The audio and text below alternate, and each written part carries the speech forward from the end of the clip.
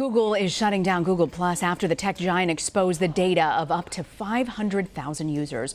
Google acknowledged the breach happened between 2015 and March of this year, but claims that they found no evidence that the data was misused. However, the company did not disclose the vulnerability once it fixed the problem in March because it reportedly feared regulatory scrutiny.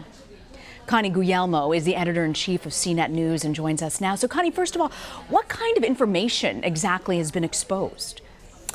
Well, we don't know what information has been exposed.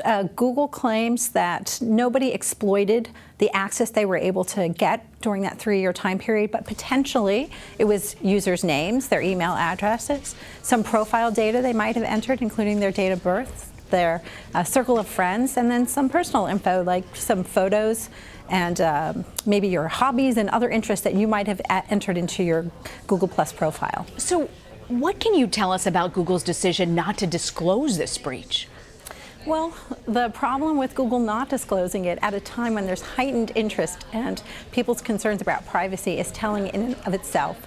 The Wall Street Journal reported that Google made a decision internally not to let anyone know that this had happened because they discovered it in March, as you said, March of this year. And that was just as Facebook was coming clean on its Cambridge Analytica scandal and was getting a lot of attention from regulators about how that breach could have happened. So according to the internal documents that the Wall Street Journal says they have, Google made basically a PR or political call not to disclose it because they didn't want to get the attention of regulators at a time when there was so much scrutiny on the tech industry. Well, as a consumer, it makes me feel a little bit disappointed, to say the least, that they knew about the breach and they chose not to tell me as a consumer. What kind of regulatory measures could the company face at this point?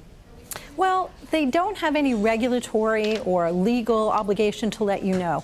The GDPR, which is the set of rules that went into play in May of this year, don't apply because this breach was discovered in March. Is it good practice for them to let people know that potentially their data has been breached? Absolutely. And they claim that they did not say anything about it because they saw no evidence of people's data being co-opted or misused during that 3-year time period when it was accessible to third-party developers. But it also said it's not really sure because it didn't keep logs. So it is a bad look for Google. It is a black eye for them, and you should be concerned about what exactly is out there. Could this be problematic because they chose not to disclose it sooner?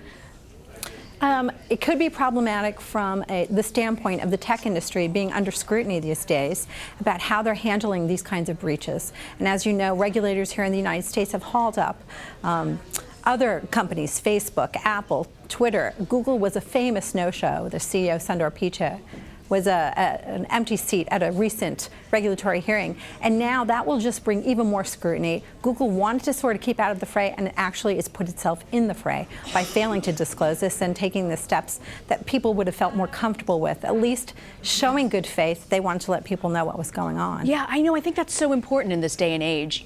As a consumer, this isn't the first time that Google has actually faced controversy in their handling of data. We know there's other companies as well. You talk about how you can't really regulate this, but is there anything in the works that you believe could regulate it or at least force them to come clean as soon as they know? Sure. The GDPR, that's the General Data Privacy Regulations that went into effect in May, is the reason that Facebook last week disclosed a breach on its system.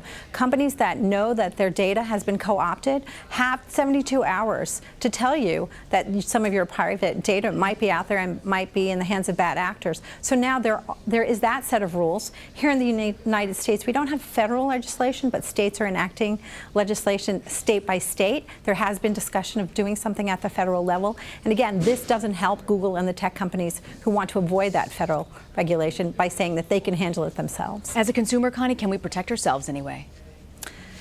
Be very mindful of the information that you share. First of all, if you have a Google Plus account, if you're one of the few people that used it, and for those that don't know, Google Plus was a rival to Facebook that Google introduced in 2011. It didn't really get successful at all. In fact, it's one of Google's most spectacular failures. But if you have a Google Plus account, go back and shut it down. Make sure that data is not out there. And when you do sign up for various websites, take some time to understand what the privacy rules are, what data they're collecting about you, and maybe how they're sharing it.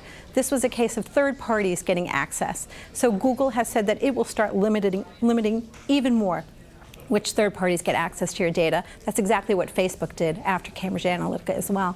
So it's on you to be a little more knowledgeable. Again, these are free services, and when anything is free, you are the product. That's a very good point. Connie Guglielmo, editor-in-chief of CNET News. Grateful you can join us, Connie. My pleasure.